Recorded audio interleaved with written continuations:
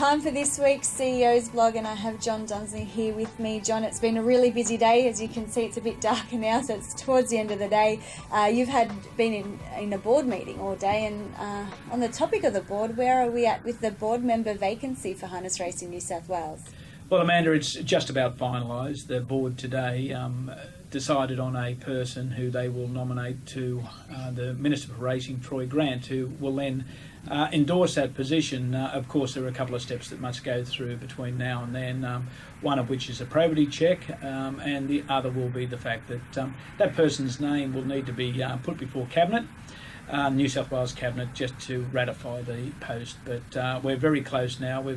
It's been a long process, a very due process in respect of what we've done to find this person, and I must say a very worthy choice, a very admirable choice, and a person who will serve harness racing in New South Wales very, very well for the next couple of years.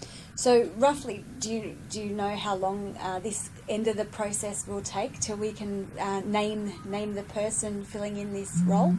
Well, the next board meeting is on December 16, and we hope that the person does attend that board meeting as a board member, and we certainly move forward with all the things we have to do to keep our sport up and vibrant as we move along. Okay, well, talking about that and developments, where are we at with the Wagga track development?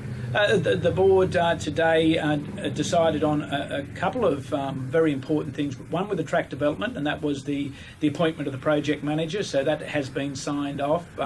Another thing, with Wagga, they have a new constitution, a new committee. They have their annual general meeting tonight, and those people elected from their membership will be announced tonight. And the board decided on three independent, we shall call them independent, but Harness Racing New South Wales nominees who will hopefully, we're going to invite them to be on that board, and hopefully they'll accept those positions. Race dates, John. I know it seems like we've just started this new season, but race dates work on a financial year.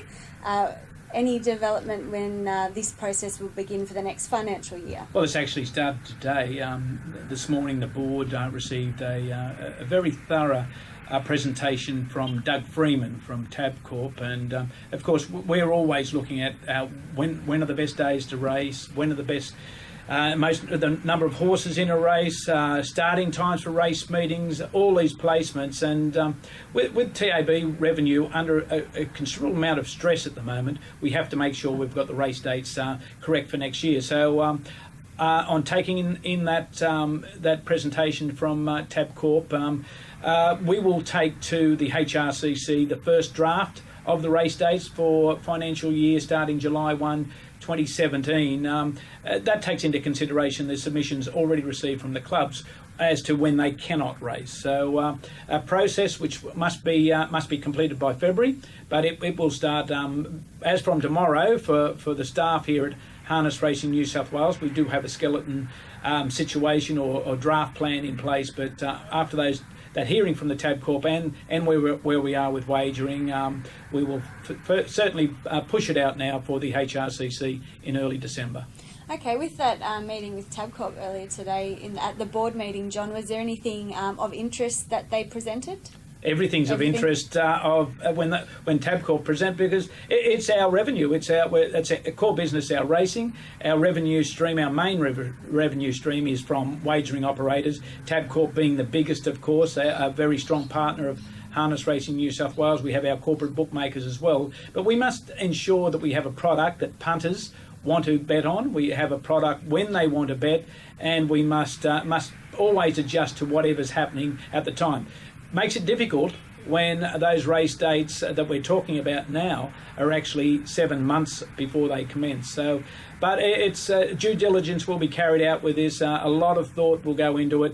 Of course, we'll send it out to the clubs, and the clubs will have to take a real appreciation of where we are and where we need to be and how they can assist us. On a similar topic, John, where is Harness Racing New South Wales at with their marketing strategy? I know it was something that was brought about due to the tax parity, and I know the board was presented with something today. Well, we appointed Isobar after we went to several agencies to see who could develop a strategy for us. We've had several meetings with Isobar. Isobar actually also had a workshop engaging with the clubs and members of the Breeders' Association and UHRA and owners, etc.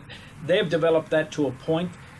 There's an interim report went to the board today, a final strategy, as final as that can be. It'll ever be evolving. We'll go to the board in December, and then we'll start rolling out what is our strategy for marketing and promoting the sport going forward. But as I say, it's a moving target. It will always need to be carefully analysed, and it's a whole of industry approach that we're looking for. So the clubs will come on board, and the associations and the participants, in particular participants. And one of the things that the marketing people put to us today from Isobar was that we have some great youth in this sport, some youth that we can certainly help us to tell other people that aren't engaged in harness racing what a great, vibrant sport we have, and that they should become involved. So it's not that slow, really, what we're doing, but it certainly will be rolled out shortly. Yeah, great to hear. All right, well, thank you for joining us again for another edition of the CEO's blog, and I guess we'll catch up again next week, John. I certainly hope so.